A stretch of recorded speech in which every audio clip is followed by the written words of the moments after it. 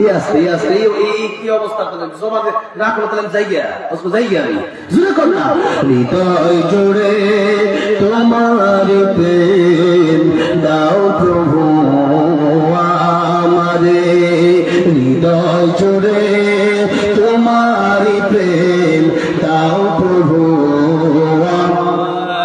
কোন সময় আমি যেন কোন সময় আমি যেন ভুলি না তোমার হৃদয় জোরে তোমার প্রেম দাও প্রভু হৃদয় জোরে তোমার প্রেম দাও প্রভু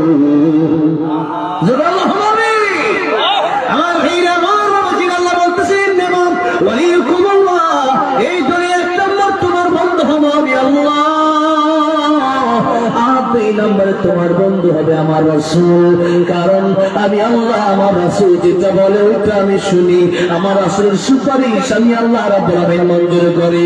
তাই কিয়ামতের ময়দানে উম্মতগুলো বিপদে পড়ে যাবে, এই উম্মতের জন্য আমার নবী যার জন্য সুপারিশ করবে যদি দৃষ্টি থাকে জাহান্নামের খাতায়, কিন্তু নবীর সুপারিশের কারণে আমার আল্লাহ রাব্বুল আলামিন তাকে জান্নাতের মালিক বানায়া দিবে।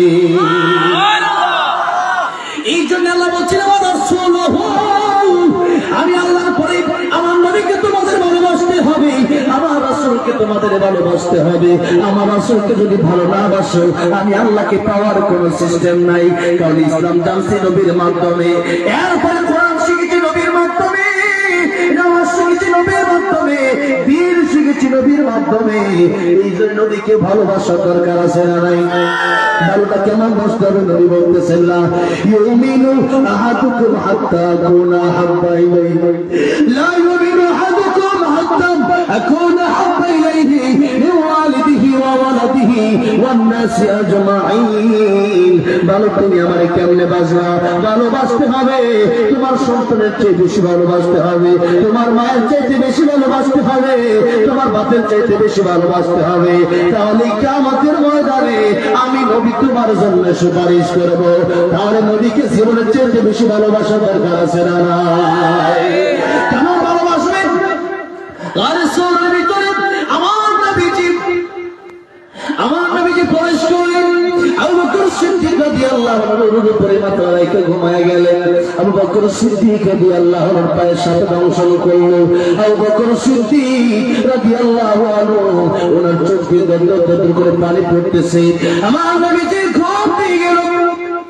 আবু বকর সিদ্দিক রাদিয়াল্লাহু আনহু এক ফোঁটা চোখের পানি আমার নবীজির সুন্দর চেহারা মোবারকে যখন পড়ে গেল, আমার নবীজি এবার আবু বকর সিদ্দিক রাদিয়াল্লাহু আনহুকে ডাক দিয়ে বলছে, আবু বকর তুমি কাঁদো কেন? বাড়ির কথা মনে পড়ে গেছে বুঝি? স্ত্রীর কথা মনে পড়ে গেছে বুঝি? পরিবারের কথা মনে পড়ে গেছে বুঝি? আবু বকর সিদ্দিক রাদিয়াল্লাহু আনহু ডাক দিয়ে বলে, ইয়া রাসূলুল্লাহ, ইয়া হাবিবাল্লাহ, বাড়ির কথা পরিবারের কথা কেন মনে পড়বে? জীবনের চাইতে পরিবারের চাইতে বেশি আপনার ভালোবাসা। নবী আবু বকর তুমি কাঁদো কেন? এবার আবু বকর কি বলে, ইয়া রাসূলুল্লাহ, ইয়া হাবিবাল্লাহ, কান্দে জন্য সাথে দংশন করেছে, ব্যথা সহ্য করতে পারি নাই। তুমি আমার দেখে বলে, আবু বকর এই সময় কেমন কাঁদতেছো? আগে বলো না কেন? নবীকে লালা লাগা দিচ্ছে, একটু যেখানে সাপে কামড় দিছে সাথে সাথে সাপের বিষ পানি হয়ে গেছে। আল্লাহু আকবার। সাপের বিষ পানি হলো লালাতে তোমার, সাপের বিষ পানি হলো লালাতে তোমার। আবু বকর সুস্থ হলো মুজিজা তোমার, তুমি পেয়ারা খোদার, তুমি হাবিব আল্লাহর। জগতের চাঁদ তুমি নবীজি আমার, জগতের চাঁদ তুমি নবীজি আমার। ইহা পরকালে তুমি মায়ার ভান্ডার, তুমি পেয়ারা খোদার, তুমি হাবিব আল্লাহর। ঠিক না? দ্বিখণ্ডিত চাঁদ হলো ইশারায় তোমার, দ্বিখণ্ডিত চাঁদ হলো ইশারায় তোমার। কাফের মুশরিক মুসলিম হলো মুজিজা তোমার, তুমি পেয়ারা খোদার, তুমি হাবিবুল্লাহ। জগতের চাঁদ তুমি নবীজি আমার, জগতের চাঁদ তুমি নবীজি আমার।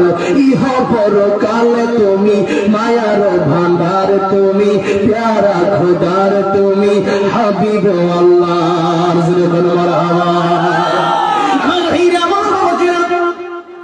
আল্লাহ বিশ্বনবী আমাকে ডাক দিলে তো আর কাদা লাগতো না, আমি যেন লাগাই দিতাম, আগে মেডিসিন লাগাইলে আগে ভালো হয়ে যেত। আমি আপনার ঘুম বানাবো কিভাবে? এত কম তো ভালোবাসি না যে আপনার ঘুম আমি বানাই দেবো কিয়ামতের কঠিন ময়দানে। আল্লাহ যদি জিজ্ঞাসা করে আমি করবো আমার নবীর ঘুমের দাম বেশি না তোমার জীবনের দাম বেশি? ইয়া রাসূলুল্লাহ, কিয়ামতের কঠিন ময়দানে আমি বলে দেবো আমার জীবনের চাইতে আমার রাহমাতুল লিল আলামিন নবীর ঘুমের দাম চাই বেশি। আমার ভাইরা, আমার সিদ্দিক রাদিয়াল্লাহু আনহু রাসূলুল্লাহ, ইয়া হাবিবাল্লাহ, আমার জীবনের চাইতে আপনার ঘুমের দাম বেশি। ইয়া রাসূলুল্লাহ, ইয়া হাবিবাল্লাহ, আমি যদি আল্লাহর নবী, আল্লাহ রাব্বুল আলামিন নবীর ঘুমের দাম বেশি আমার জীবনের চাইতে, আর আমার আল্লাহ যদি আমার জিজ্ঞেস করে আমার নবী, আমার হাবিব, আমার বন্ধুর গর্বের গার শরীর ভিতরে কেন ভেঙে ছিল আল্লাহর পয়গম্বর, ইয়া রাসূলুল্লাহ, ও হাবিব আমার, ও রাহমাতুল লিল আলামিন, আমি সেদিন কি জবাব দেব? জবাব দেওয়ার মতো কোনো কায়দা থাকবে না। ইয়া রাসূলুল্লাহ, ইয়া হাবিবাল্লাহ, এই জন্য আজকে আপনার ঘুম ভাঙানোর সাহস আমার হচ্ছে না। আমি ভাবি আমার যত কষ্ট হোক না কেন আপনার আলামের ঘুম আমি আবু বকর ভাগাইতে পারি না। জোরে বলো সুবহানাল্লাহ। শাহ বকর সিদ্দিকের মতো ভালোবাসতে হবে, ওমর রাদিয়াল্লাহু আনহুর মতো ভালোবাসতে হবে। আবু বকর সিদ্দিক রাদিয়াল্লাহু আনহু, আবু বকর সিদ্দিকের সামনে একদিন নবীকে ইহুদি গালি দিয়া বলল, আল্লাহ ফকির আসলে ফকির। কেন ফকির বলল? আল্লাহ কোরআন শরীফে যখন আয়াত নাযিল করছে, মানতাল্লাযী ইউকরিদুল্লাহ করদান হাসানা, কে আমি আল্লাহর ঋণ দিবা, আমি আল্লাহর খরচ দিবা, তার মানে মসজিদ দান করবা, মাদ্রাসায় দান করবা, ইতিমকে কিছু টাকা পয়সা দিবা, গরীবকে কিছু টাকা পয়সা দিবা, ওয়াজ মাহফিলে কিছু টাকা পয়সা দিবা। কোনে তো দুনিয়াতে কিছু টাকা পয়সা তুমি খরচ করবা, আপনার বিনিময়ে আমি আল্লাহ রাব্বুল আলামিন তোমাকে কিয়ামতের ময়দানে তার জাযা দিয়ে দেব। আমি আল্লাহ রাব্বুল আলামিন উত্তম গুণ তোমাকে বাড়ায় দেব। এই আয়াত যখন নাযিল হয়ে গেল, তখন এই ইহুদি আবু বকরের সামনে আল্লাহ ফকির, নবী ফকির, এতদিন বাপ্পা মুহাম্মদ মন হয় একলা ফকির, এখন থেকে তার আল্লাহ ফকির। জোরে কোন নাউযুবিল্লাহ। আবু বকর সিদ্দিক রাদিয়াল্লাহু আনহু একটা থাপ্পড় মারছে, ইহুদিরা এক থাপ্পড় মারছে, কইরা গেছে। কারণ আবু বকরের এই থাপ্পড়টা কিন্তু শরীরের জোরে না, শুধুমাত্র দেহের জোরে না, বরং এই থাপ্পড় ছিল ঈমানের পাওয়ার জোরে। কোন ঠিক না বেঠি? ও মুসলমান আমার ভাইরা, আমার বাবাজিরা, এই দুনিয়ায় আমার বিরুদ্ধে কথা বললে আমি সহ্য করতে পারি, আমার বাপের বিরুদ্ধে কথা বললে আমি সহ্য করতে পারি, আমার নেতার বিরুদ্ধে কথা বললে আমি সহ্য করতে পারি, কিন্তু আল্লাহ আর আমার নবীর বিরুদ্ধে যদি কেউ গালি দেয়, ওইটা কোনোদিন কোনো মুসলমান সহ্য করতে পারে না, ওইটা মুসলমান বরদাস্ত করতে পারে না। কারণ নিজের জীবনের চাইতে আমার নবীকে বেশি ভালোবাসে। ঠিক না বেঠি? আমার নবীকে জীবনের চাইতে বেশি ভালোবাসে। কিন্তু হাত দেখতে চাই না,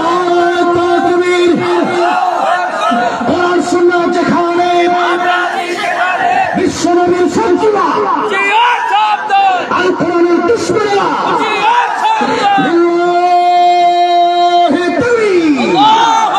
আমার ভাইরা, আমার বাবাজিরা, এবার যখন এক থাপ্পড় মারছে, এবার ইহুদি পড়ে গেছে, আরেকটা থাপ্পড় দিবে, ইহুদি গালটা পিছন দিকে সরায় নেয়। এবার আবু বকর সিদ্দিক রাদিয়াল্লাহু আনহু থাপ্পড় দিলেন না, চলে গেলেন বাড়িতে। কিন্তু ইহুদি সরি আবার সিনাজুরি, যা দেখবেন সরি করে মাঝে মধ্যে বড় গলায় কথা বলে। কোন ঠিক না বেঠি? এই জন্য ইহুদিরা আগে থেকেই বাটপার, এখন আবার নবীর কাছে বিচার নিয়ে আসে। রাসূলুল্লাহ আবু বকর আমার থাপ্পড় দিয়েছে, বিচার করেন। নবীজি কই কেন থাপ্পড় দিছে? ইহুদি কই এমনি মারছে আমারে। নবীজি কই থাপ্পড় দিছে মনে হয় উমর, আবু বকর মনে হয় দেখেন আরহাম উম্মতি বি উম্মতি আবু বকর। আবু বকর হলো উম্মতের সবচেয়ে নরম মানুষ, তিনি নরম মানুষ, তিনার মনটা খুবই নরম, এই জন্য আরহাম উম্মতি বি উম্মতি আবু বকর। আশাদু ফি আমরিল্লাহি উমর, উমর হইল গরম, কথা বেশি কইবা করলো থাকবে না, এই হলো উমর। এই জন্য উমর মনে হয় তোমার থাপ্পড় দিছে। ইহুদি জানতে কই রাসূলুল্লাহ আমি উমরও ভালো করে চিনি, আবু বকরকে ভালো করে চিনি, আমার থাপ্পড়টা দিয়েছে আবু বকর। আমার নবীজি ডাকতে বলে ইহুদি যদি তোমার কোন কারণ সারা থাপ্পড় দিয়ে থাকে বিচার অবশ্যই করা হবে, কারণ ইসলামের কোড যেটা, এখানে হিন্দু আর মুসলিম বিচার সমান পাবে। এখানে কি হিন্দুকে ইহুদিকে মুসলিমকে দেখা হবে না, দুষ্টার পর সেই বিচার পাবে। এর নাম হচ্ছে ইসলাম। ইসলামের সৌন্দর্য এটা, জোরে জোরে বলা যাবে না সুবহানাল্লাহ। আমার ভাইয়া, আমার বাবাজিরা, এবার আসুন আল্লাহ বিশ্ব নবী রাহমাতুল্লাহ আলাইহির কাছে যখন বিচার নিয়ে আসলো, নবীজি বলতেছেন ও ইহুদি, এরকম সিলিবিটা লাস্টে দিবেন, সিলিপ দিলে এটা কত বড় সিলিপ, কত বড় লেখা দেয়। আমরা হঠাৎ ভাই গত বছর আমার গত আগে মাফি নষ্ট করছি প্রধানমন্ত্রী দিয়ে নাই, ঠিক না? কারণ আসলে আগে মাফি আপনি আসলেন নষ্ট করছে প্রধানমন্ত্রী দিয়ে, ঠিক না? আইসে হুট করে ঢুকে গেছে, ওয়াজ হুট করে ঢুকে সমস্যা।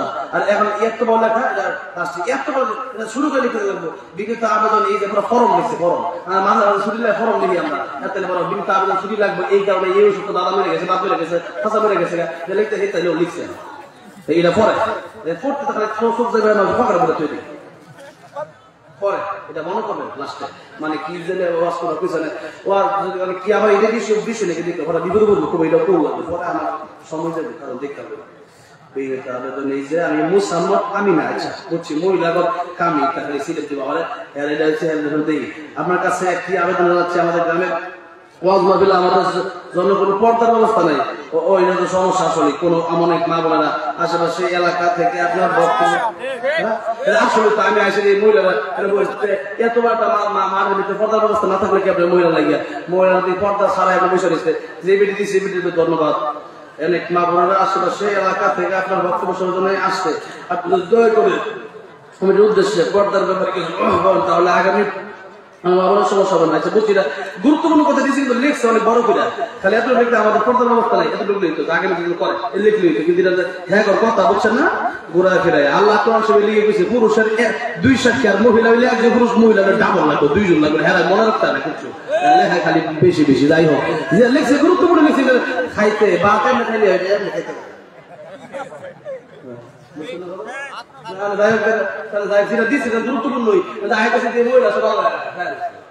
পর্দা আছে নি পর্দা আছে আমি যুবক খোলা পা আমার পর্দা দরকার আছে না, যুবতী মহিলা হতে আমি গাড়ি আমার দিকে পর্দা করবো পর্দা কি ঠিক না বেশি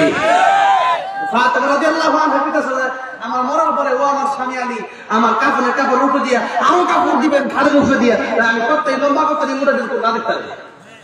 এখন আমরা যদি হুজুরে যেতে রইব নাকি, এই জন্য এখানে পর্দার অবস্থা অবশ্যই যেখানে আপনার অবস্থা এখানে পেন্ট না দিবেন ৬৬টা খিচুড়িটা রাখেন ৫০ টাকা দেন আর ১৪ টাকা ইয়াদা ফ্রেন্ডে দেন যেরকম ঠিক না একটু কম খিচুড়িও, কিন্তু এটা মহিলাদের এই অবস্থাটা করা দরকার আছে না নাই।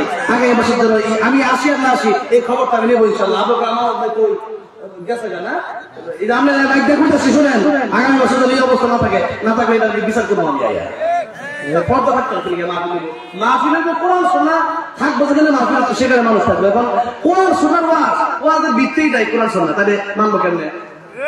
মা বোনেরা যারা আছে পর্দার কোনো বিকল্প নাই, করতে হবে পর্দা, এটা আমার বিধান। মহিলাদের ওয়াজের সবচেয়ে বড় ওয়াজ হলো পর্দা, ঠিক না ঠিক? মহিলা পর্দা ঘুরে থাকলে ওয়াজ সুন্দরী মহিলা এবার ওই তো অনেক সুন্দরী মহিলা হেঁটে গেছে এইটা দিবি আল্লাহ করে সিস্টেম করে দিছে। আর আদম আলাইহিস সালাম আমাদের বাপ না, আদম আলাইহিস সালাম যখন হাওয়া আলাইহিস সালামকে বানাইছে তো দিছে দুধ, আল্লাহ আদম থামো বিয়া করায় দেন পরে যখন ঠিক না করতে এখন তো সবাই বউ তাহলে বউ ছাড়া তো আছে, তাহলে নজর গেলে পরে তারপরে ছাড়া থাকবার গুণা লেগে যাবে। এই জন্য বিরাট সমস্যা। এই জন্য এই পর্দাটা আগামী বছর জন্য ব্যবস্থা করা যখন আমি আল্লাহ বোঝার তৌফিক দান করতে যখন আমি আমার ভাইয়েরা অবস্থা ঘুরছে, এবার একটু যাই, একটু সামনের দিকে যাই। আবু বকর সিদ্দিক রাদিয়াল্লাহু এক কাপড় মারছে, এবার আইছে ইহুদি মুসলমান এরা সাহাবা মারছে, নবী কইতে মারছে, এমনি তো মারে নাই। আবু বকর তো মানে কোনো কারণ ছাড়া মারে নাই। এবার কয় যে এমনি মারছে, আবু বকরকে ডাকলো, আবু বকর সিদ্দিক রাদিয়াল্লাহু আসছে, ইয়া রাসূলুল্লাহ এই ইহুদি আমার সামনে আমি আয়টা মাইল করে আয়টা থাপ্পড় দিতে চাই। নবী আবু বকর এতক্ষণ বুঝি না, এখন বুঝছি তুমি মারছো আগেরটা, কারণ আরেকটা মানে আগে একটা হইছে, আরেকটা মানে আগে একটা পিছাতে গেছে, মানে একটা এক প্লেট বাতিল আরেক প্লেট দাও, তার মানে আগে এক প্লেট গেছে, আগে এক প্লেট মারছে, যেমন ঠিক আছে, আগে একটা বিদ্যুৎ ঢুকছে, আরেক প্লেট দাও, আরেক প্লেট দাও, আরেক সামিজ দাও, মানে এক সামিজ দিছো, আরেক সামিজ দাও, আরেক আরেক এক হচ্ছে আরেক, তাও বসে দিছো একটা মারছি আরেকটা মারছি। নবী কি করো একটা মারছে একটা মারতে বলো। আবু বকর কে রাসূলুল্লাহ নিয়ত ছিল দুইটা, কারণ হলো গালি দিছে দুইজন, এক হলো আমার আল্লাহ, এক হলো আমার আল্লাহ। আমার আল্লাহ সবচেয়ে বেশি ভালোবাসি, আল্লাহর পরে রাসূলুল্লাহ আমরা বেশি ভালোবাসি। আল্লাহ আর রাসূল দুইজনে গালি দিয়েছে, এই গালি সহ্য করতে পারি না। তো তাহলে একজনের পক্ষ থেকে একটা থাপ্পড় দিয়েছে, আরেকজনের পক্ষ থেকে বাকি আছে, জোরে করে মা ইয়া রাসূলুল্লাহ ইয়া হাবিবাল্লাহ, আমার বিরুদ্ধে কথা বললে তো চুপ করে বসে থাকি, আপনার কাছে কালিমা পড়ে ইসলাম ধর্ম গ্রহণ করার পরে এই মক্কার লোকেরা আরবের লোকেরা আমার অকথ্য করেছে, আমাকে আঘাত করেছে, আমি কিচ্ছু বলি নাই। ইয়া রাসূলুল্লাহ ইয়া হাবিবাল্লাহ, কিন্তু আল্লাহ ওয়া রাসূলের বিরুদ্ধে কথা বললে কোন ইমানদার সইতে পারে না, আমি আবু বকর সইতে পারি না। এবার নবীকে হলে তুমি আসলে কি গালি দিছো? কয় না, মানে সুরি সুরি আবার কি সিরাজুরি, এমনি সুরি করছে, বড় কথা, বড় গলায় কথা কও, এই সুরি করছে সুরি কথা কও, এই সুরি করছে কথা দেখ পর্দা আছে, হ্যাঁ সুরি যেটা বেশি কথা ছিল সুরি। এই অবস্থা ইহুদিকে রাসূলুল্লাহ আমি গালি দেই নাই, আবু বকর সিদ্দিক রাসূলুল্লাহ দিছি, ইহুদিকে দেই নাই, সে লাগছিল ফেস বিষয়টা কেমন। নবী কে আবু বকর তোমার সাক্ষী আছে? আবু বকর সিদ্দিক রাসূলুল্লাহ সাক্ষী আমার নাই, দুনিয়ার কোন মানুষ আমার সাক্ষী নাই। ওই সময় ওখানে কোনো মুসলিম ছিল না, ইহুদি ছিল, আর ইহুদির এমনি বাটপার আরেকবার করলো হয়েছে, এরা ছিল আমার সাক্ষী আছে, কই কই যে আরেক ইহুদি। অবস্থাটা বুঝে না, এক বাটপারে সুরে সুরে আলী, আরেক সুরে বিয়ে করে আরেক সুরে শালি, বাটপারে বাটপারে আলী, এক বাটপারে বিয়ে করে আরেক বাটপারে শালি, এমনি হ্যাঁ বাটপারে আরেক বাটপার লইছে, আমার সাক্ষী আছে। নবী কয় আবু বকর তোমার তো সাক্ষী নাই, বিষয়টা তোমার বিরুদ্ধে গেল না। আবু বকর দিকে বলে ইয়া রাসূলুল্লাহ ইয়া হাবিবাল্লাহ, আপনার কাছে এসেছি, আমি আবু বকর কোনদিন আপনার সাথে মিথ্যা বলি নাই। ইয়া রাসূলুল্লাহ আজকেও মিথ্যা বলবো না। ইয়া রাসূলুল্লাহ আপনি জানেন আমি কেমন সত্যবাদী, আর আবু বকর সিদ্দিকের টাইটেল ছিল সিদ্দিক মানে সত্যবাদী, সাদেক মানে সত্যবাদী, সিদ্দিক মহা সত্যবাদী, মানে সত্যবাদী না খালি মহা সত্যবাদী। যেরকম আল্লাহু আকবার। আবু বকর সিদ্দিক রাসূলুল্লাহ এই টাইটেল তো আমি লাগাইছি না, টাইটেল তো আপনি দিয়েছেন আমারে। মেরাজের রজনীতে মেরাজ করে জমি যখন আসছে, উর্দু ভবন পাড়ি দিয়া, সিদরাতুল মুনতাহা পাড়ি দিয়া, সপ্ত আকাশ পাড়ি দিয়া, এরপরে আল্লাহর সাথে যখন দেখা করে আসলো, তো আয়েশা কয় আমি মেরাজে গেছিলাম, আবু জাহলকে বিশ্বাস করি না, ওইটা পাগল, যেরকম নাউজুবিল্লাহ। আর আবু বকর কে রাসূলুল্লাহ আপনি যা বলছেন 100% সত্য, 40% মিথ্যা বলেন নাই, আজকে মিথ্যা বলবো কোনো প্রশ্নই আসে না। 40% মিথ্যা কথা বলছে না, আজকে দরকার আছে নাকি? কইতে পারে না, আমি বিশ্বাস করি। এখন নবীকে আবু বকর বিশ্বাস করছে আমার কথার প্রথমেই কে রাসূলুল্লাহ কোনো কথা নাই, এক কথাই আমার বিশ্বাস হয়ে গেছে, আপনি বলছেন মানে হাসান সত্য, যেরকম মাথা আমার নবীকে আবু বকর তোমার নাম শুধু আবু বকর নয়, তোমার নাম আবু বকর সিদ্দিক। সেদিন থেকে আবু বকর নাম আবু বকর সিদ্দিক রাদিয়াল্লাহু আনহু। আবু বকর দেখে বলে ইয়া রাসূলুল্লাহ ইয়া হাবিবাল্লাহ, আপনি টাইটেল আমার দিয়েছেন সিদ্দিক, টাইটেল আপনি দিয়েছেন। ইয়া রাসূলুল্লাহ ইয়া হাবিবাল্লাহ, আপনি এখন আমি আজকে মিথ্যা কেন বলবো? আমার নবী আবু বকর, আমি জানি তুমি মিথ্যা বলো না, আমি জানি তুমি সত্য কথাই সবসময় বলো, কিন্তু আবু বকর আজকে যেহেতু সাক্ষী না, ইসলামের কোর্টে আসলে সাক্ষী লাগে, এটা ইসলামের কোর্ট, ইসলামের করে সাক্ষী তো লাগবে। আবু বকর কে রাসূলুল্লাহ, সাক্ষী আমরা এখন কি করবেন? করেন সাক্ষী নাই কি করব? নাই, বিপদে পড়ছি। এবার নবীজিকে তাহলে তোমার উল্টা একটা থাপ্পড় খাওয়া লাগবে। ইসলামের বিচার, ইসলাম কারে বলে? ইসলামের এরকম নাই যে সে হিন্দু, সে আসছে আমি মুসলমান বিচারক, তাহলে মুসলমানের জমিটা মুসলমানের, এরকম হবে না। এরকম অসংখ্য ঘটনা আছে, ভারতের এক ঘটনা আছে, হিন্দু মুসলমান ঝগড়া হয়েছে জমি নিয়ে। এরপর আসছে বিচারকের কাছে, বিচারক মুসলিম, বিচারক সব বিশ্লেষণ করে দেখলো জমিটা হিন্দু। জমি তুমি যদি মুসলমান হও, তুমি যেরকম হও, তুমি দাবি করতেছো, করতেছে, সব গাটাগাটি করে দেখা গেছে মানুষ তার পক্ষে, জমিটা তার। এখন কি করবা? এখন মুসলমান এই জমিটা নিয়ে মারামারি হয়েছে, এই নিয়ে যে হিন্দু বলতেছে আমি এই জমিতে মন্দির করবো, আর মুসলিম বলতেছে আমি এই জমিতে মসজিদ করবো। লাগছে প্যাস। বিচারক বিচার করে দিয়েছে যে মসজিদ এখানে মন্দির করতে পারবে, কারণ জমিটা তার, যে যাইছে তা করতে পারবে। এই বিচার দীক্ষা ওই বেলা সাধারণত কালিমা করে মুসলমান হয়ে গেছে। ইসলাম এত সুন্দর, জমিটা যখন আমার হয়েছে তখন আমার দিয়ে দিল, আর মন্দির করতে বলতেছে যেহেতু আমার জমি, এই জন্য এই বিচারক অবশ্যই 100% মুসলিম, এবং মুসলিম ধর্ম এটাই সত্য, কারণ সত্য না হলে মিথ্যা হইলে বিচার মিথ্যা হইতো, কিন্তু মুসলিম ধর্ম সত্য, বিচার সত্য করছে, যার কারণে আমি মুসলিমদেরকে জমিটা দিয়ে দিলাম, আমি মুসলমান হয়ে গেলাম। এই জমিতে মন্দির হবে না, এই জমিতে মসজিদ হবে। হিন্দু বলতেছে আল্লাহু আকবার। এই হলো ইসলামের বিচার। আর সিদক ইউনজি ওয়াল কিযবু ইহলিক, সত্য নাজাত দেয়, আর মিথ্যা মানুষকে ধ্বংস করে দেয়। যত মিথ্যা কথা বলবে তত ধ্বংস হবে। এই জন্য সর্বসময় সত্য বলতে হবে। রাজি আছেন? ইহুদি সাক্ষী আনছে, আবু বকর সাক্ষী নেই, কিন্তু নবী বলতেছেন আবু বকর তুমি সত্য বলছো, এটা ঠিক। আবু বকর সিদ্দিক রেডি হয়ে যাও, একটা থাপ্পড় দিয়েছো, পাল্টা থাপ্পড় তোমার দেওয়া হবে। আবু বকর সিদ্দিক রাদিয়াল্লাহু আনহু রেডি হয়ে গেছে, থাপ্পড় দিবে ইহুদি। চিন্তা করে ইহুদি থাপ্পড় তো রেডি হয়ে গেছে। এমন সময় আমার নবী তাকে দেখতেছে, জিবরাইল আমিন আগমন, জিবরাইল আমিন হাজির হয়ে গেছে। ডাক দিয়ে বলতেছে ইয়া রাসূলুল্লাহ, ইয়া হাবিবাল্লাহ, আবু বকর সিদ্দিকের জন্য দুনিয়ার কোন সাক্ষীর প্রয়োজন নাই। আবু বকর সিদ্দিক রাদিয়াল্লাহু আনহু বেলায় আমার আল্লাহ রাব্বুল আলামিন নিজেই সাক্ষী হয়ে গেছে।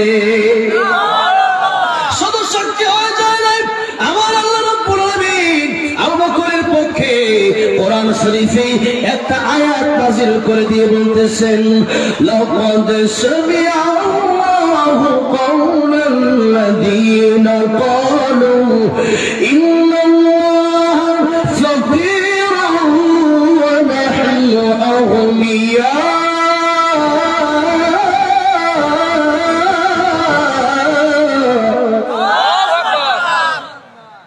ইয়া রাসূলুল্লাহ, আল্লাহ বলে দিয়েছে, ইহুদি যে বলছে আল্লাহ ফকির, আল্লাহ গরিব, আর আমরা ধনী, এই কথাটা আমার আল্লাহ নিজ কানে শুনছে। যেরকম আল্লাহু আকবার, যেখানে আল্লাহ শুনছে, যেখানে আল্লাহ সাক্ষী, দুনিয়ার কোন সাক্ষীর প্রয়োজন আছে? ভাইরা আমার, বাবাজিরা আমার, বিচার শেষ, বিচার হয়ে গেল ইহুদির বিপক্ষে, কারণ আল্লাহ নিজেই ইহুদির বিপক্ষে। ভাইরা আমার, বাবাজিরা আমার, এই জন্য আবু বকর সিদ্দিক রাদিয়াল্লাহু আনহু নবীকে ভালোবাসে নিজের জীবনের চাইতে বেশি।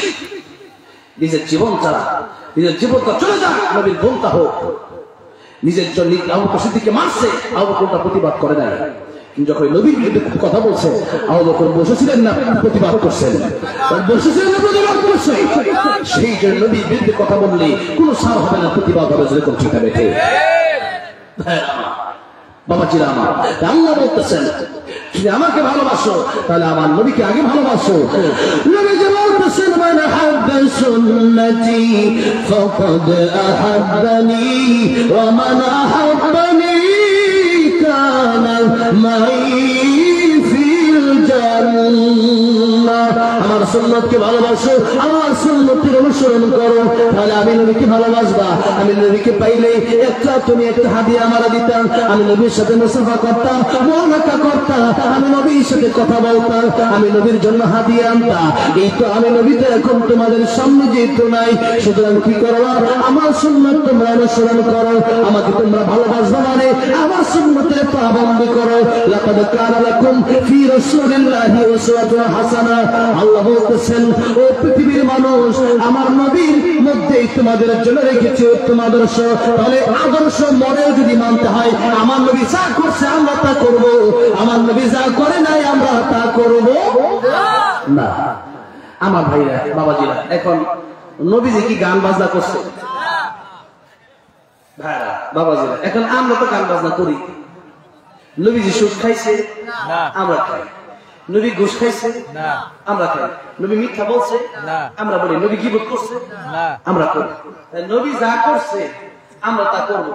নবী যা করছে তা করতে সব উল্টা, কিন্তু একজন মনে করতেছে যে আমি জান্নাতের মেম্বার হয়ে বই দিচ্ছি, কিন্তু এত তো সহজ না।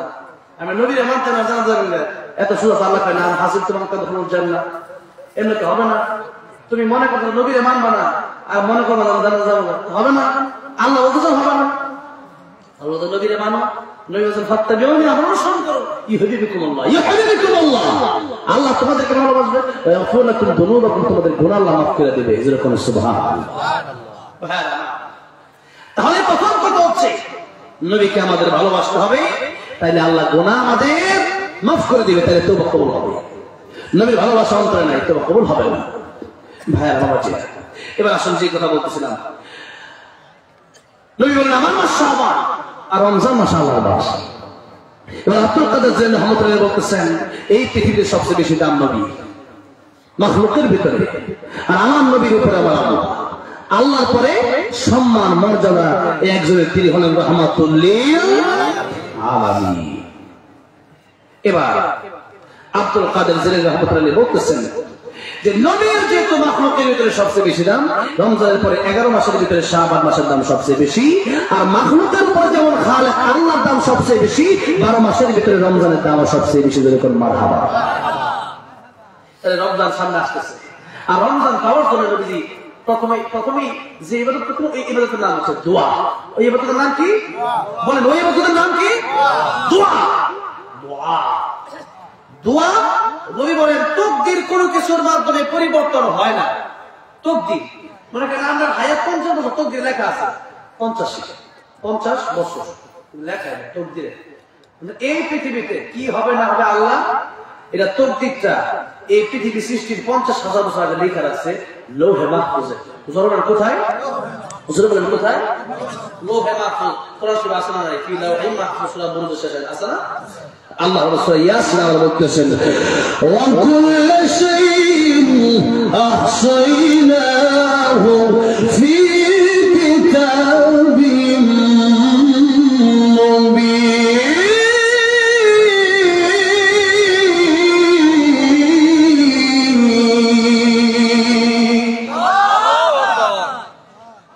ফি কিতাবিন মুবিন, সেই কিতাব কোন কিতাব? ফি ইমামি মুবিন, ফি কিতাবিন মুবিন, সেই কিতাব লৌহে মাহফুজ। লৌহে মাহফুজটা ইসরাফিল আলাইহিস সালামের যে কপালে যে দুই বুরু এনে রাখা আছে, লৌহে মাহফুজ কোথায়? ইসরাফিল আলাইহিস সালামের এই দুই বুরুর মাঝখানে। যেরকম মারহাবা। সেই ইসরাফিল আলাইহিস সালামের একটা লৌহে মাহফুজ রাখা। এই লৌহে মাহফুজটার পরিমাণ কতটুকু? এই পৃথিবী আকাশ থেকে নিয়ে জমি যতটুকু বড়, পৃথিবীর এক প্রান্ত থেকে আরেক প্রান্ত যত বড়, লৌহে মাহফুজটা তত বড়। সে লৌহে মাহফুজে এটা লেখা আছে যে একটু পরে কে বাঁচবে আর কে মরবে, লেখা আছে। আগামীকাল সকালে কে আলু ভর্তা ডাউল খাবে, কে শাক খাবে, সবজি খাবে, আর কেডা মুরগিগুস্ত খাবে বলে লেখা আছে। সুবহানাল্লাহ। এর তাকদীর আর তাকদীরু বিখাইরিহি ওয়া শাররিহি মিনাল্লাহি তাআলা। ঈমান আমানতু বিল্লাহি ওয়া মালাইকাতিহি ওয়া কুতুবিহি ওয়া রুসুলিহি ওয়াল ইয়াউমিল আখির ওয়াল কদরি খাইরিহি ওয়া শাররিহি মিনাল্লাহি তাআলা ওয়াল বা'থু বা'দা মাউত, ঈমান মুফাসসাল। তাহলে এই তাকদীর লেখা আছে, তবে কথা হচ্ছে নবী বলতেছেন তাকদীর পরিবর্তন হয় না কোনো কিছুর মাধ্যমে, ইল্লা দুআ। দোয়ার মাধ্যমে মানুষের তকদীর পরিবর্তন হয়ে যায়। এখন দোয়া কার কবুল হয় বেশি? নবী কয় তোমার মা বাবা। সুবহানাল্লাহ। মা বাবার দিকে একবার তাকাও, আমার আল্লাহ কবুল হজের সওয়াব দিয়ে দিবে। আমি এই বছর হজ যাবো, আমি বছরে একবার হজ যেতে পারবো, তার চেয়ে বেশি যেতে পারবো? বাকি সময় করলে ওমরা হবে। বছরে হজ করা যায় কয়বার? একবার। আর প্রতিদিন মা বাবার দিকে তাকানো যায় কয়বার? যত ইচ্ছা ততবার। ওই দিকে তাকায় না। হজে গেলে ডাক ফিটা যায়, হজ যেতেছে দোয়া করো। আর মা বাবার দিকে তাকাইলে কোন হজের সব ওই না পড়ান সন্তান মা বাবার দিকে তাকায়। মা বাবা কিরে রসিন কই ডাক গেলি গিয়া। আর প্রেমিকার লাগে জীবনটা হলো শুরু হয়েছে রাত 12টায়, ফজর আজান দিয়েছে, খবরই নেই। ঠিক না? প্রেমিকা হেন্দা গুনাহ করতেছে। মা বাবার ডাক জবাব দিছে কবুল হজের সওয়াব হবে, এলো চাই না। মা ডাক দিলে কত জালা ঠান্ডা হয়ে গেল। এত হয়ে গেলি গা।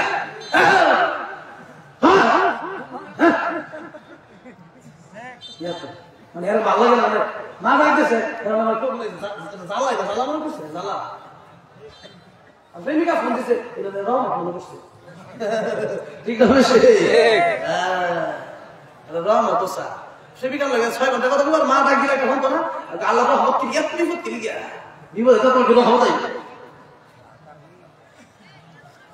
নবী বলতেছেন মা আর বাবার দিকে তাকাও, একটা কোন হজের সওয়াব।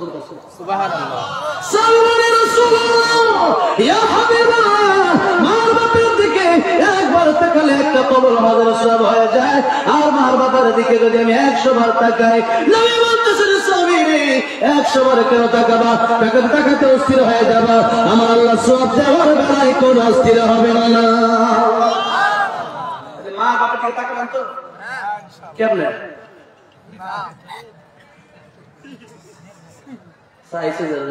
এমনে মা বাপ কেমনে খুশি হয় হে তাকানি কথা কইতাছে। হ্যাঁ এমনে তাকাইলে যায় মনে করেন আমি আমার বাবার মতো তাকাইলাম, আব্বা কেমন আছে, এইটা একটা। আর মনে করেন যে টাকা থাকেন কিন্তু মাটা শীতের কম্বল হয়ে দেন না, ভালো ভালো জুতো নেই দেন।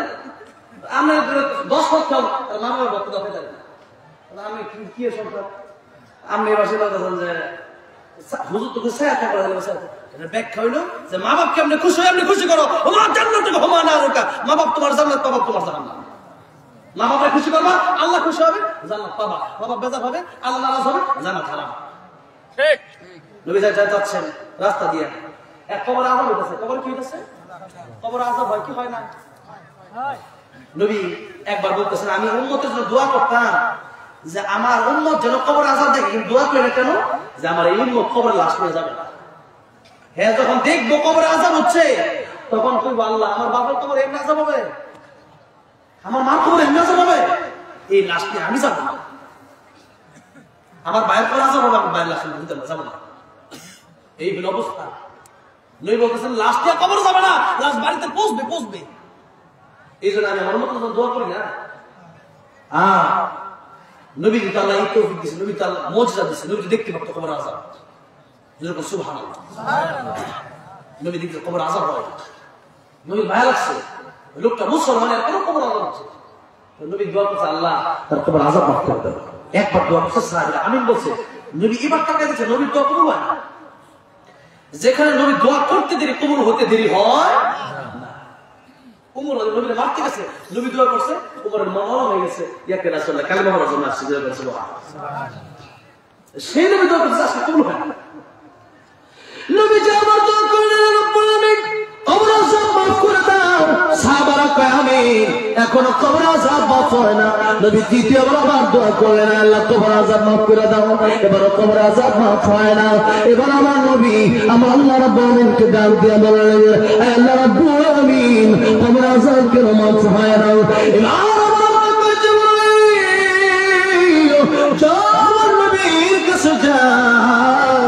আমার নবীর কাছে গিয়া বলবা এই লোকের জন্য কিয়ামত পর্যন্ত যদি আমার নবী দোয়া করে কবর আযাব মাফ হবে না কেন রে? তার মাকে সে কষ্ট দিয়েছে, মা যতক্ষণ মাফ করবে না ততক্ষণ পর্যন্ত আমি মাফ করবো না। আল্লাহু আকবার। আমার নবী ডাক দিয়ে বলেন তার মাকে দেখো। তার মা তখন আসলেন আমার নবীর সামনে ডাক দিয়ে কয় রাসূলুল্লাহ ইয়া হাবিবাল্লাহ কেন আমার ডাকছেন? আমার নবী ডাক দিয়ে কয় মহিলা ও যুবকের মা এটা কার কবর? মহিলাটাকে বলে ইয়া রাসূলুল্লাহ, ইয়া হাবিবাল্লাহ, আমার সন্তানের কবর। ইয়া রাসূলুল্লাহ, কি হয়েছে? আমার নবী জানতে এখন যুবকের মা, এই খবর আযাব চলতেছে। মহিলা কয় রাসূলুল্লাহ, এখন আমি কি করব? আমার করণীয় কি? আমার নবী জানতে এখন তুমি তারে মাফ করে দাও। তুমি তারে মাফ না করলে আমি তিনবার দোয়া করলাম, আল্লাহ রাব্বুল আলামিন কবুল করে নিলেন। মহিলা ডাক দেখো রাসূলুল্লাহ, আমি মা হয়েছি, তার জন্য অনেক কষ্ট করেছি, তার জন্য অনেক দয়া আমার ভিতরে আছে, কিন্তু আজকে তারে মাফ করবো না। নবীকে মহিলা তুমি কেন মাফ করবা না? মহিলাকে বলে রাসূলুল্লাহ,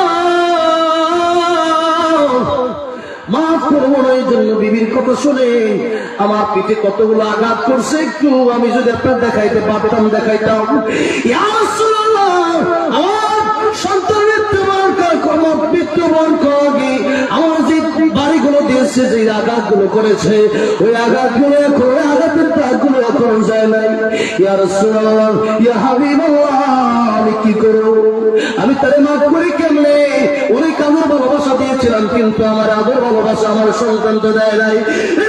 শক্ত হয়ে গেছে আমার সন্তানের অত্যাচারের কারণে, আমার সন্তানের বেয়াদবির কারণে। আমার নবী এবার কান্না শুরু করে দেন, ডাক দেখো আল্লাহ, এই মা যদি সন্তানকে মাফ না করে, সন্তানের কবর আযাব তো মাফ হবে না। আল্লাহ রাব্বুল আলামিন কি করতে পারি? আল্লাহ রাব্বুল আলামিন, আমি একটা দোয়া তোমার কাছে করি। আল্লাহ রাব্বুল আলামিন, এই যে কবর আযাব তুমি আমার দেখার তৌফিক দিয়েছো, দয়া করে মেহেরবানি করে এই সন্তানের মাকে তুমি কবর আযাব দেখার তৌফিক দান করো। আল্লাহ রাব্বুল আলামিন, আমার মনে হয় এই সন্তানের মা যদি কবর আযাব দেখে, তার মন ঠিক থাকবে না, সইতে পারবে না, কারণ কবর আযাব বড় কঠিন। গরু ছাগল কবর আযাব দেখলে ছোটাছুটি করতে থাকে, মানুষ কবর আযাব দেখে না, পশু পাখি ঠিক কবর আযাব দেখে।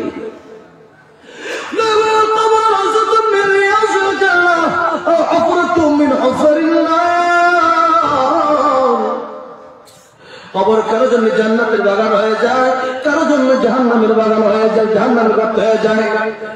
গতকালকে পাবনা মাহফিল ছিল, যাচ্ছিলাম ওয়াজ করে, যে কমিটি থেকে যে আলে বাবাকে নিতে আসলো, সেই আলে বাবাকে বলল, হুজুর, যে লোকটা মারা গেল, দেখলেন রাস্তা কাটে শুয়ে আছে, এই লোকের বাহাদুরের কারণেই এলাকায় আমরা থাকতে পারি না।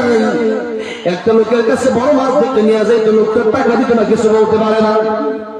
মানুষ তার সুলভত্বের সইতে সইতে আজকে লোকটা মরে গেছে, মানুষ বড় খুশি হয়ে গেছে। আর নেককার লোক যখন মারা যায়, নবী বলেন বাকাতিস সামাওয়াতু ওয়াল আরদ, আল্লাহ আকাশ কাঁপতে থাকে, আল্লাহর জমিন কাঁপতে থাকে। নেককার মানুষ যখন মারা যায়, তখন আমার আকাশ কাঁদে, আল্লাহ এই লোকের আমল তো আমার আকাশ দিয়ে যেত, সোমবার বৃহস্পতিবার যেত, শাবান মাস, এই শাবান মাসে বাৎসরিক আমল নামা আকাশ দিয়ে নিয়ে যায় ফেরেশতারা। আকাশ থেকে এই লোকটা এতদিন আমল করেছে, তার আমলটা আমার কাছ দিয়ে যেত, আমার বড় ভালো লাগতো। আর আজকে থেকে লোকটা মারা গেল, লোকটার আমল নাম আমি আকাশ দিয়ে যাবে না, আমি আকাশের বড় ভালো লাগতো, আমি আকাশ সুগানে মুখরিত হয়ে যেতাম। জমিন থেকে বলে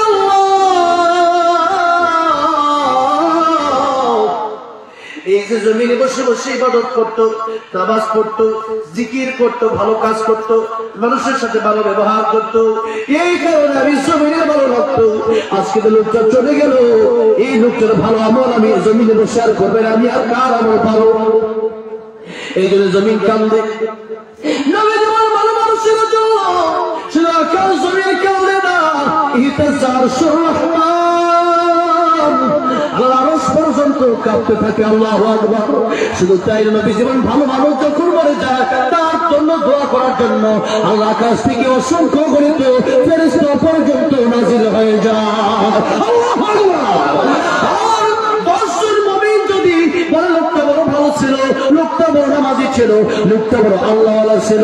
10 জন মুমিনের সাক্ষী রাখতে গিয়া আমার আল্লাহ রাব্বুল আলামিন ওই বান্দাটাকে জান্নাতের মালিক বানায়া দেয়। আপনারা কি চান যে আমাদের মৃত্যুর পরে মানুষ আমাদেরকে ভালো বলুক? এই কথা চান কি চান না? এই কথাটা যদি চান, এখন থেকে মানুষকে ভালোভাবে করতে হবে, নামাজ পড়তে হবে, আল্লাহর দিকে মুতাওয়াজ্জিহ হতে হবে। কারণ দুনিয়া আজ আছে কাল কাল নাই। মানুষের জীবন কেমনে চলে যাচ্ছে, বরফের মতো চলে যাচ্ছে, মানুষ টের পাচ্ছে না। ভাইরা তোমাদের সেই জন্য এখন থেকে কষ্ট মানুষদের আমরা সবাই ভালো বলে।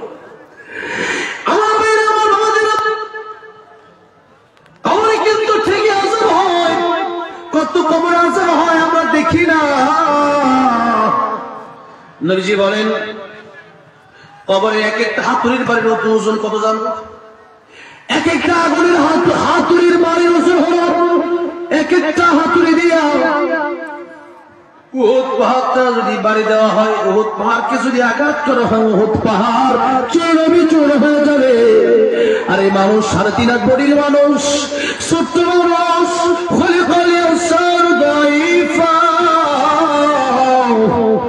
মানুষ বড় দুর্বল মানুষ। একটা পিপিলিকার কামড় সহ্য করতে পারে না, একটা সাপের কামড় খেয়ে মানুষ মারা যায়, একটা বাঘ দেখলে মানুষ ভয় পায়, একটা সিংহ দেখলে মানুষ ভয় পায়, অনেকে একটা তেলা পোকা দেখলেও ভয় পায়।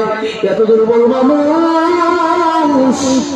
এই মানুষ যখন কবরে যাবে, যে হাতুড়ি দিয়া পারে দিলে পাহাড় চূর্ণ বিচূর্ণ হয়ে যায়, সে পাহাড় সে হাতুড়ি দিয়া যখন মানুষকে পারে দিবে, মানুষের অবস্থা কি হবে চিন্তা করেন। মাথা করে ফেলে যাবে, অর্থগুলো বের হবে, 70-80 গজ দিতে চলে যাবে, আরেকটা বাড়ি মারবে, 70 গজ দিতে চলে যাবে। ওই সাপ কবরে দেওয়া হবে। একটা সাপ যদি দুনিয়ায় একবার শ্বাস ছাড়তো, দুনিয়ার এই কাজগুলো দানকে হইতো না, প্রত্যেকটা পেজ কিছু হইতো না। সেই সাপ আল্লাহ কবরে দিয়ে দিবে। ফজর পড়া নাই, জোহর পর্যন্ত সাপে কামড়াবে, জোহর পড়া নাই, আসর পর্যন্ত কামড়াবে, আসর পড়া নাই, মাগরিব পর্যন্ত কামড়াবে, মাগরিব পড়া এসা পর্যন্ত কামড়াবে, এসা পড়ে আবার ফজর পর্যন্ত কামড়াবে। কেমনে সহ্য করবেন? আগুন কেমনে সহ্য করবেন? কবরটা শুধু আগুন আর আগুন, আগুন আর আগুন দিয়ে ভরে যাবে কবর। এখন সে আগুন যদি আপনি বিশ্বাস করেন, আপনি যদি মনে করেন কবরে আমার যেতে হবে, তাহলে আপনি মানবেন। আর যদি মনে করেন কবরে আমার যাওয়া লাগবে না, আপনার জন্য কিসের ওয়াজ? আপনার তো কবরের চিন্তাই নাই।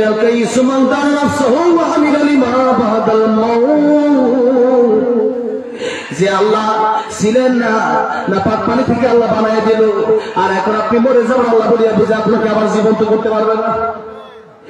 আমার ভাইরা, আমার বাবা যে কবরের প্রস্তুতি নেন, কবর প্রস্তুতি নেবেন, বলেন হায়াত থেকে কবর মাটি, মরণের আগে ভালো হও, মরণের পরে ভালো হওয়ার কোন সুযোগ নাই। মরণের আগে সবাইকে মূল্য দাও, ইবাদত করো। যেই বলেন তুমি দোয়া করে বলবেন কবর আযাব হয়, কবর আযাবটা তুমি মহিলাকে দেখায় দাও। এমন সময় আমার আল্লাহ রাব্বুল আলামিন আমার নবীর দোয়া কবুল করে ফেললেন। এই মহিলাকে কবর আযাব দেখার তৌফিক দিয়ে দিলেন। যেই মাত্র মহিলা দেখলো কবর আযাব হয়, মহিলাটা চিৎকার মারছে, ডাক দিয়া বলে ইয়া রাসূলুল্লাহ, ইয়া হাবিবাল্লাহ, কবর আযাব এত ভয়ঙ্কর, এত কঠিন, বুঝি নাই, জানি না। ইয়া রাসূলুল্লাহ, ইয়া হাবিবাল্লাহ, কবর আযাব দেখে সইতে পারলাম না। যতই কষ্ট আমার সন্তান দেখতে গেল, এতদিন আযাব হয়েছে, আর আযাব দেখতে চাই না। ইয়া রাসূলুল্লাহ, আমি আমার সন্তানকে মুহূর্তে মাফ করে দিলাম। মাঝে মুহূর্তে সন্তানকে মাফ করে দিল, সাথে সাথে সন্তানের কবর আযাব বন্ধ হয়ে গেছে, কবরটা জান্নাতের বাগান হয়ে গেছে।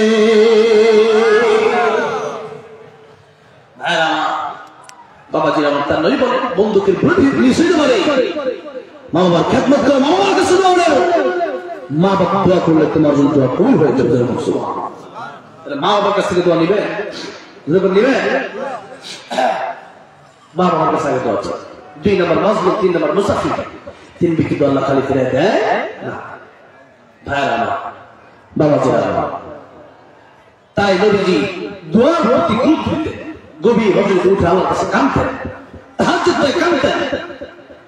আর রজবের চাঁদ যখন দেখতেন তখনই রমজানের জন্য দোয়া করতেন, আল্লাহুম্মা বারিক লানা ফি রজব ওয়া শাবান ওয়া বাল্লিগনা রমাদান। এই দোয়া, আল্লাহ রজবের শাবান আপনি বরকত দান করুন, রমজান পর্যন্ত আমাদের হায়াত লম্বা করে দেন। রমজান যে পেয়ে গেল সে ব্যক্তি একটা অফার পেয়ে গেল, আর লাইলাতুল কদর যে পেয়ে গেল, হাজার হাজার মাস হায়াত সে পেয়ে গেল। আল্লাহু আকবার। এক রাতে কদর করবেন, আল্লাহ হাজার হাজার মাসের কি আল্লাহ এক রাতে আমল করা দিয়ে দিবেন। আমরা দুনিয়ার অনেক অফার নেই, একটা ফ্রিজ দিলে একটা ফ্রিজ দিতে চাই, একটা মোবাইল দিলে একটা মোবাইল নিতে চাই, 10 টাকা দিলে 20 টাকা নিতে চাই, কিন্তু কিয়ামতের কঠিন ময়দানে সেদিন নেকির জন্য আমরা সেই অফারটা রমজানের মানুষকে নিতে চাই না।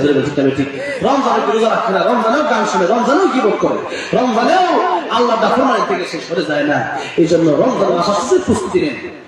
এখন রমজান মাস যেহেতু সামনে আসতেছে, তাই নবীজি রমজান মাসের প্রস্তুতি 1 নম্বর দোয়া করতেন। আর এই শাবান মাসে নবীজি বেশি বেশি রোজা রাখতেন। রমজান তো রোজা ফরজি, আর শাবান মাসে নবীজি বেশি বেশি রোজা রাখতেন। উসামা ইবনে যায়েদ রাদিয়াল্লাহু আনহু রাসূলুল্লাহ কেন রোজা রাখেন? নবী বলেন, এই মাসের আগে রজব মাস সম্মানিত, পরের মাস রমজান শ্রেষ্ঠ মাস, আর শাবান মাসকে মানুষ অবহেলা করে। অথচ এই শাবান মাসে বান্দার বাৎসরিক আমলনামা আল্লাহর দরবারে পেশ করা হয়। বাৎসরিক মানে পুরো বছরে কোনটা ভালো কাজ করলো, কোনটা মন্দ কাজ করলো, কত রাকাত নামাজ পড়লো, কতটা কোরআন তেলাওয়াত করলো, মানুষকে কতটুকু কষ্ট দিল, এই সব আমলগুলো আল্লাহর কাছে পেশ করা হয় এই শাবান মাসে। জোরে বলেন কোন মাসে? এই চলতি মাসে। তাই এই মাসের আরেকটা আমল হলো, এখনই আমরা তওবা করব। কেন তওবা করব?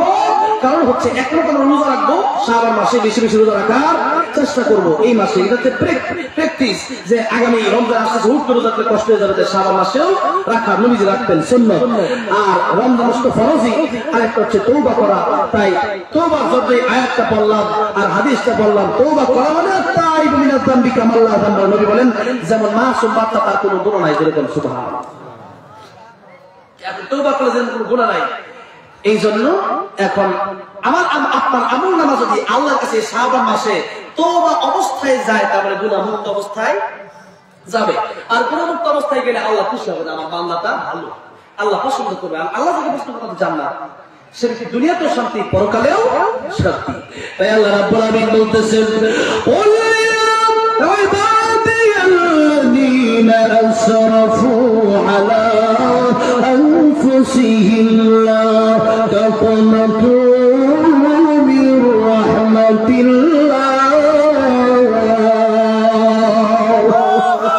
আল্লাহ বলতেছেন, ওগো নবী আপনি আমার বান্দাদেরকে বলেন, আমার বান্দারা যারা গুনাহ করে ফেলেছে, যারা নফসের উপর জুলুম করেছে, জীবনে অনেক গুনাহ করেছে, যেন আমি আল্লাহর কাছে তওবা করে নেই, আমি আল্লাহ রাব্বুল আলামিন তাদেরকে ক্ষমা করে দেব। আমি আল্লাহ রাব্বুল আলামিন গফুর, আমি আল্লাহ রহিম, অত্যন্ত দয়ালু, গুনাহ মাফকারী। তাই আমি আল্লাহর কাছে দোয়া করতে বলেন, আমি আল্লাহর কাছে তওবা করতে বলেন। তওবা করলে আমি আল্লাহর জীবনের সব গুনাহ মাফ করে দেব, যেরকম সুবহানাল্লাহ। তাই আমরা আজকে তওবা করব। তওবা করার কোন সময় আলাদা কোন সময়, দুইটা সময় আসলে তওবা কবুল হয়। একটা যখন পশ্চিম দিক থেকে সূর্য, আরেকটা হচ্ছে যখন মানুষের মৃত্যুর গড়গড়া শুরু হয়ে যায়, আজরাইল মালাকুল কাজ যখন দূরে যায় যে এখন যান কবজ করা শুরু করবো, এখন আল্লাহ ভালো হয়ে যাবে, এখন কাজ হবে না। এই জন্য এখন সময় পাইছেন, এখন আপনাকে তওবা করতে হবে। এই গভীর রাতে আমার আল্লাহ রাখতে থাকেন, বান্দারে আলামিল মুস্তাগফিরিন ফাগফির লাহু, আলামিল মুস্তারজিকিন ফারযুকহু, আলামিল মুবতালান ফাআফিয়াহু, আলা কাযা হাত্তা ইয়াকুলু আল ফজর। আল্লাহ রাখতে থাকে বান্দারে, আয় আয় কার কি দরকার আমি আল্লাহর কাছে চা। পৃথিবীর মানুষগুলো ঘুমায় গেছে, আমি আল্লাহ তোর জন্য সজাগ আছি। লা তাখুযু সিনাতু ওয়ালা নাওম, আমি আল্লাহ ঘুমাই না, আমি আল্লাহ তন্দ্র নাই। ও বান্দারে, পৃথিবীতে এই গভীর রজনীতে মানুষ ঘুমায় যায়, এই বিপদে পড়লে তোর বিপদ থেকে উদ্ধার করার জন্য আমি আল্লাহ রাব্বুল আলামিন ঘুমাই না, সজাগ থাকি। ও বান্দারে, তুই যা দরকার, তোর রিজিকের দরকার আমার কাছে চা, তোর টাকা পয়সা দরকার আমার কাছে চা, তোর গুনাহ আছে আমি আল্লাহর কাছে বল, আমি আল্লাহ তোর জিন্দেগির গুনাহগুলি মাফ করে দিব। এই আল্লাহ রাব্বুল আলামিন বান্দাকে ডাকতে থাকে। দুনিয়ার মা বাবার সাথে অন্যায় হয়ে গেলে মা বাবা বলে না, যেদিকে তারা মাফ করে দিব। আর কিন্তু আল্লাহ বান্দারে গুনাহ করছে তাহলে মাফ করে দিন, জোরে বলো সুবহানাল্লাহ। এক নম্বর আল্লাহ ডাকে। দুই নম্বরে দুনিয়া চেয়ারম্যান মেম্বার এমপি মন্ত্রীদের কাছে যে গেলে সময় লাগে, এক মাস একটু এত লাগবে জানি অমুক তারিখে আমো একটু সময় দিবেন আমরা, যে আপনারা 3 বাজে রাখবেন, একটা দমকি দিব আমরা, ফাইজল করো এই রাইতে আইসু কিন্তু আমরা ঘুমাইতাম না। আর আল্লাহ কয় আমার কাছে তোবার জন্য একটা নাই, দুইটা নাই, তিনটা নাই, চারটা নাই, পাঁচটা নাই, জ্বর মতো কথা যে কোনো সময়। ভাই আমার, বাবাজির আমার, যে কোনো ভাষা। এখন মনে করেন একজন এমপি বাংলা ভাষা ইংরেজি বোঝে না, ফার্সি বোঝে না, এখন সে ফ্রান্স থেকে একজন আইসে, সেই আমেরিকা থেকে ইংলিশ দিচ্ছে, বুঝতো না, বুঝতে কষ্ট দিচ্ছে, বাংলা ভাষা ট্রান্সলেট করে নেওয়া। মানে আল্লাহ রাব্বুল আলামিন সমস্ত ভাষা বুঝে কি বুঝে না, ধরে বলে এমপি মন্ত্রী কাছে গেলে বলে মানে বাংলাদেশ পেস্টিন দেয়, মনে করেন একটু ভিআইপি যাওয়ার লাগে, এমপি সাথে কাছে যাচ্ছি না, আমার কাছে তোমার করলে কি স্বর্ণের দেশ কোন লাগবে, রূপা দিয়ে ডিজাইন লাগবে কি, ধান খেতে আছেন, কাম করতেছেন, মাটির কোদালটা খুব দিচ্ছেন, মানুষের তোবা করার জন্য কোদালটা থুইয়া পেয়ে যাবে, তোবা করলাম। ঠিক না? যে কোনো অবস্থায় যে কোনো ড্রেস পরে আল্লাহ রাখেছে, যে কোনো টাইমে যে কোনো অবস্থায় যে কোনো ড্রেস পরে যখন মনে চায় তখন আল্লাহর কাছে তওবা করলে আল্লাহ নামে তওবা কবুল করে দেবেন। সুবহানাল্লাহ। ভাইরা আমার, বাবাজিরা আমার, তওবা করতে হলে প্রথমত কাজ হচ্ছে অপরাধ আমাদের স্বীকার করতে জানলা আমি আসলে গুনাহগার। আমি একবার দেখছি আমার সাথে অতীতে একবার আমার জীবনে কোনো গুনাহ নাই, আমি নকই না, টাঙ্গাইলের এই মন্ত্রী লতিফ সিদ্দিকী আমার কথা আমার কোনো গুনাহ নাই, আমি নকই না, আমি তওবা করি না। চিন্তা করেন কত বড় বেয়াদব। আমার নবী যে তওবা করছে তিনি 100 বার, কয়বার? আমার নবী যিনি তওবা করছে 100 বার, আর হ্যাঁ আমার তো কোনো গুনাহ নাই, কেন আমি কি গুনাহ করি নাই? চিন্তা অবস্থা আছে, অহংকারটা তার কত বেশি। হ্যাঁ ভাইয়া লয় করতেছে দাড়ি কাটে, উল্টা পাল্টা কথা কো, হজের বিরুদ্ধে দিছে, মানুষের বিরুদ্ধে দিছে, আল্লাহ বিরুদ্ধে কথা কার কার কোনো গুনাহ নেই।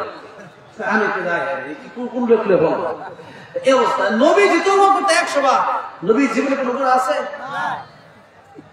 লিয়াগফিরাল্লাহুম্মা তাকাদ্দাম মিন যামবিকা ওয়া মা তাআখার। নবীর আগের পিছনে সব গুনাহ তো নাই, আল্লাহর সব গুনাহ মাফ করে দেন। সুবহানাল্লাহ। তাইলে নবীর কোন গুনাহ নাই, এরপর নবী 100 বার তওবা করে।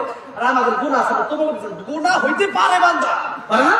ফেরেশতা গুনাহ করে না, আর বান্দা গুনাহ করতেই পারে, ফেরেশতা এই বলতে পারে আল্লাহকে মারে কাছে আমরা ভাড়া ভুল হয়ে যাবে বলে আল্লাহ জাকাত বাবা মাফ করে দাও। আল্লাহ বাপ ছেড়ে যান ভুল করে কান দেয়, তখন মা দেয়া যায় আদর করে, আদর করে জোর, ঠিক না? ঠিক তুই যে ভুল বুঝছস আমি খুশি হয়ে যা, বুঝছস তো খুশি হইছি।